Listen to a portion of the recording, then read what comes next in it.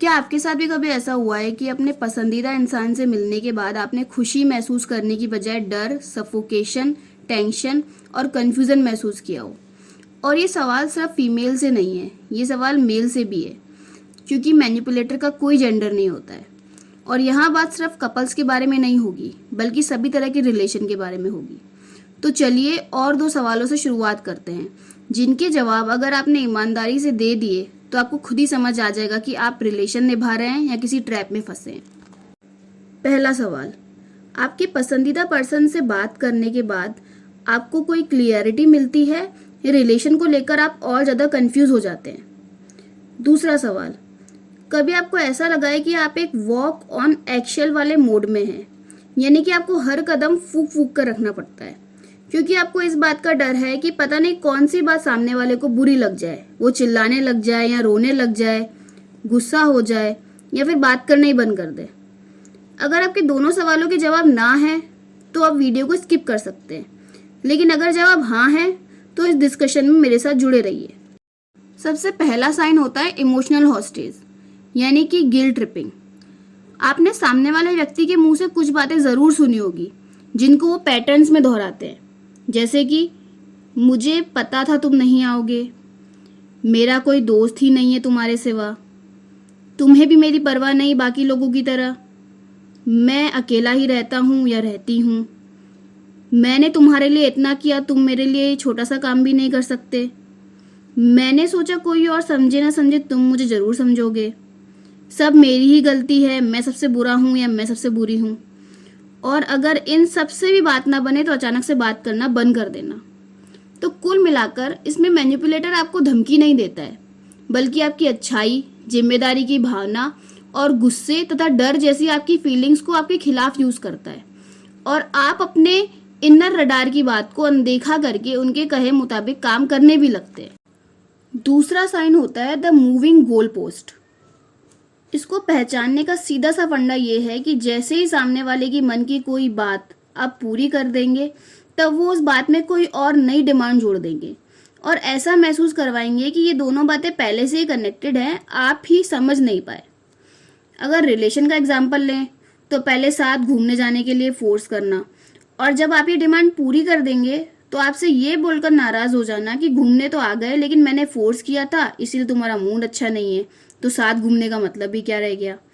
और अगर ऑफिस का एग्जाम्पल ले तो पहले आपको सीनियर, बॉस या मैनेजर द्वारा प्रमोशन का लालच देकर कोई टारगेट पूरा करवाना, और जब आप वो टारगेट पूरा कर दे तो उसी टारगेट से रिलेटेड कोई और अगली डिमांड आपको बता देना।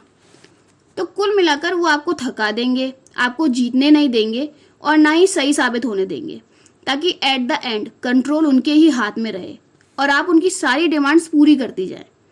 ये कनेक्शन एक ऐसी रेस की तरह हो जाता है जिसमें जैसे ही आप जीतने वाले होते हैं, एंडिंग लाइन को आगे खसका दिया जाता है। थर्ड साइन है DARVO, यानी कि विक्टिम ब्लेमर स्विच। DARVO का मतलब होता है deny, attack, reverse the victim and offender.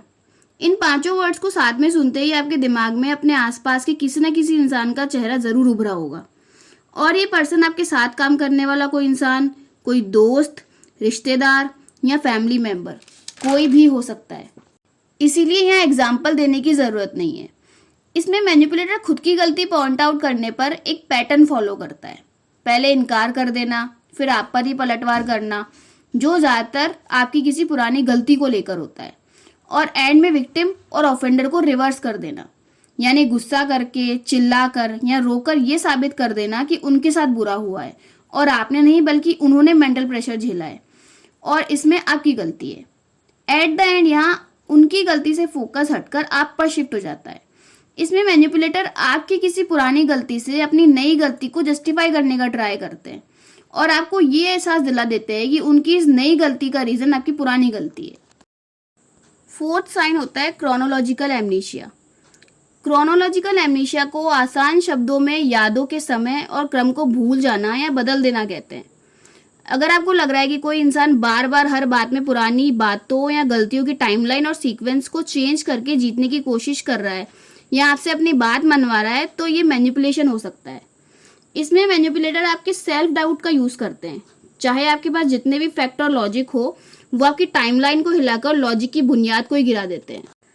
Example के तौर पर आप किसी पर्सन को कॉल करते हैं किसी ज़रूरी काम से और वो जानबूझकर कॉल नहीं उठाते। अगले दिन जब आप थोड़े गुस्से में उनसे इस चीज़ का जवाब मांगेंगे तो वो इसका दोष आपके ऊपर डाल देंगे, ये कहकर कि तुमने मुझ पर गुस्सा किया इसीलिए नहीं उठाया। अब यहाँ उन्होंने सीक्वेंस ही चेंज कर दिया, जबकि हुआ इसका उल्टा था। और अब अगर आप लॉजिक के साथ अपनी बात पर अड़े रहेंगे तो उनका रोना, चिल्लाना या गुस्सा करना शुरू हो जाएगा और एंड में वो बहस जीत जाएंगे और आपको उन्हें सॉरी बोलकर मनाना ही पड़ेगा। और इस तरह उन्होंने आपके अकेले छोड़े जाने के डर, रिजेक्शन के डर और लड़ाई के डर तीनों का फ़ायदा उठा लिया और आपको कंट्रोल कर लिया। फिफ्थ साइन होता है इंटरमिटेंट रीइंफोर्समेंट। इस ट्रिक में आप एक गैम्बलर की तरह फंसते हैं। आपको नहीं पता होता कि अगली बार पैसा हाथ में आएगा या नहीं, लेकिन आप बार बार इस उम्मीद से पैसा डालते हो कि शायद जैकपॉट लग जाए और इसके बाद सारी परेशानियां खत्म हो जाए।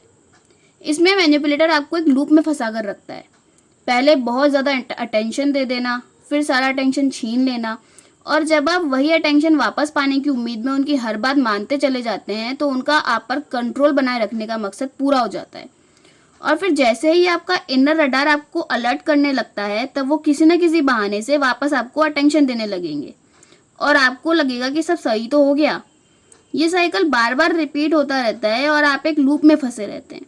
और जैसे ही मैनिपुलेटर को लगता है कि आप लूप से निकल सकते हैं, वो बाकी 4 ट्रिक का यूज़ करके आपको फिर साइकिल में घसीट ले आते हैं।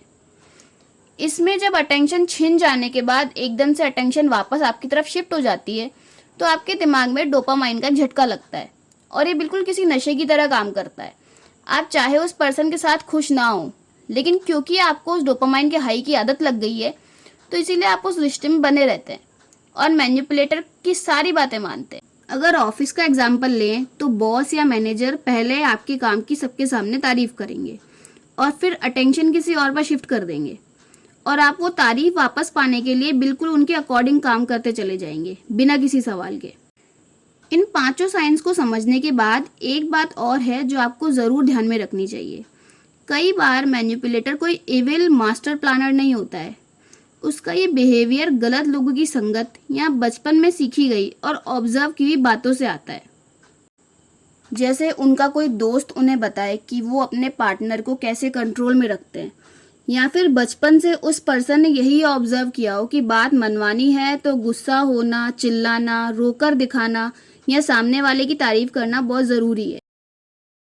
अब वीडियो को इस बात पर ख़त्म करते हैं कि मैनिपुलेटर की ये अनअवेयरनेस आपके लिए किसी टॉक्सिक रिलेशन में बने रहने या वर्क प्लेस पर टिके रहने का एक्सक्यूज़ नहीं बन जाती है।